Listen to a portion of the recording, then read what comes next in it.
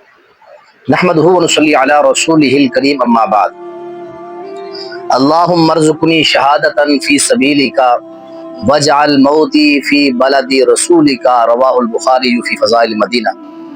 معزز ناظرین کرام، یہ عظیم دعا ایک عظیم شخص کے منہ سے نکلی۔ جس طرح یہ دعا اس ہستی کی زبان سے نکلتی ہے، رب العالمین کی قبولیت کی گھڑی ہوتی ہے، اللہ اس دعا کو مینوان اسی طرح قبول فرما لیتے ہیں۔ دعا کا ترجمہ یوں ہے: اے میرے پروردگار، مجھے شہادت کی موت اپنے راستے میں نصیب فرما، اور مجھے شہادت کی موت بھی اپنے راستے میں دے، اور پھر مجھے شہادت بھی اپنے رسول کے مدینہ الرسول مدینہ شہر کے اندر عطا فرما۔ یہ روایت بخاری شریف کے اندر فضائل مدینہ کے اندر ہے، اور یہ الفاظ کس شخص کے ہیں؟ وہ عظیم انسان حضرت عمر بن خطاب رضی اللہ تعالیٰ عنہ ہیں۔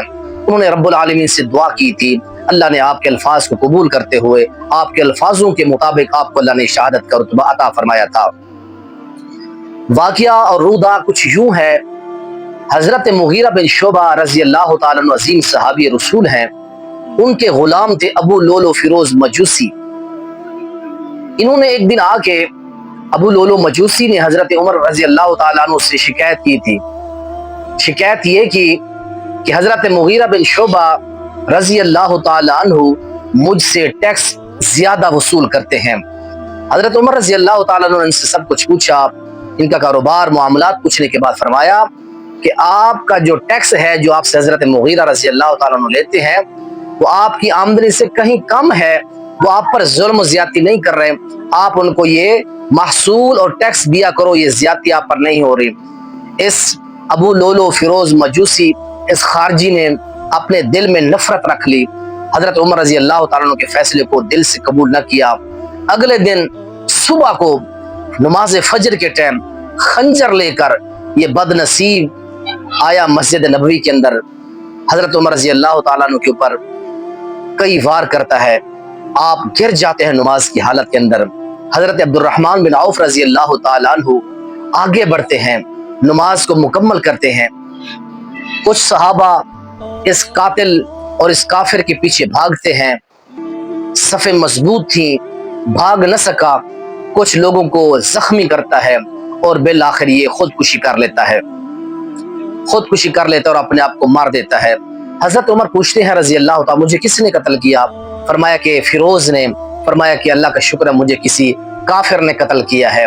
تو حضرت عمر رضی اللہ تعالیٰ عنہ کی شہادت کے حوالہ سے جو تاریخ ہے، حافظ امام ذہبی رحمۃ اللہ علیہ تہذیب الکمال فی اسماء الرجال کے اندر فرماتے ہیں، حضرت عمر رضی اللہ تعالیٰ عنہ کی شہادت کا یہ واقعہ بروز بدھ 26 یا 27 ذی الحجہ کو پیش آیا، اور اسی طرح دیگر کتابوں کے اندر بھی تاریخ موجود ہے۔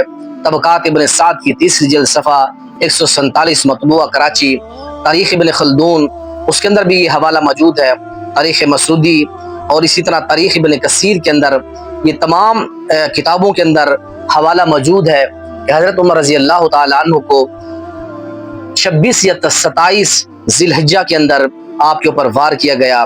یہ 24 ہجری تھی، حضرت عمر رضی اللہ تعالیٰ عنہ کی شہادت ہوئی۔ حضرت صہیب رومی رضی اللہ تعالیٰ عنہ نے آپ کی نماز جنازہ پڑھائی۔ حضرت عمر رضی اللہ تعالیٰ عنہ کی وفات کا صحابہ کو بہت زیادہ صدمہ ہوا، لوگوں کو جائزہ لینے کے لیے باہر نکلا، لوگ ایسے دھاڑے مار کے رو رہے تھے جیسے ان کی کوئی نوجوان اولاد فوت ہو گئی ہو۔ طبرانی اوسط کے اندر یہ حوالہ موجود ہے۔ حضرت عبداللہ بن مسعود فرماتے ہیں رضی اللہ تعالیٰ عنہ، جب حضرت سیدنا عمر فاروق کا یعنی حضرت عبداللہ بن مسعود حضرت عمر فاروق رضی اللہ تعالیٰ کی وفات اور شہادت کا ذکر کرتے، اتنا روتے، آنکھوں سے اتنے آنسو گرتے کہ نیچے فرش جو تھا وہ گیلا ہو جاتا، اور پھر فرمایا کرتے تھے کہ ان عمر کان حصنا حصینا علی الاسلام، حضرت عمر رضی اللہ تعالیٰ عنہ ایک مضبوط قلعہ تھے اسلام کے اندر، وَيَدْخُلُ فِيهِ وَلَا يَخْرُجُ مِنْهُ، لوگ اسلام میں دھڑا دھڑ داخل ہو رہے تھے اور کوئی اسلام سے بھاگ نہیں رہا تھا، مرتد نہیں ہو رہا تھا۔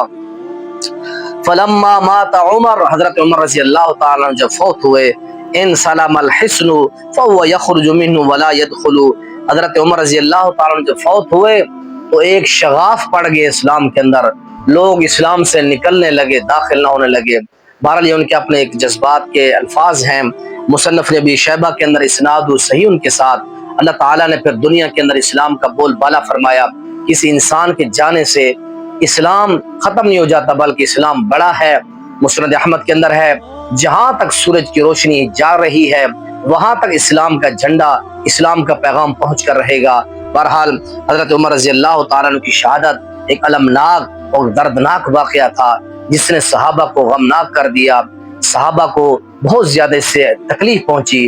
अल्लाह ताला हजरत उमर रजी अल्लाह तआला अन्हु की कब्र को जन्नत का बाग बनाए। नबी अलैहिस्सलाम पर दुरूद भेजते हैं, आपके सहाब पर, आपके सहाबा के लिए दुआएं करते हैं। अल्लाह तमाम तर खैरुल कुरून के लोग उनसे लेकर आज तक जितने मुस्लिमीन मुस्लिमात मुवहिदीन फौत हो चुके हैं, अल्लाह जिनका खात्मा तौहीद पर हुआ है, अल्लाह तमाम को नबियों, सिद्दीकीन, शुहदा, सालिहीन का कुर्ब नसीब फरमाए।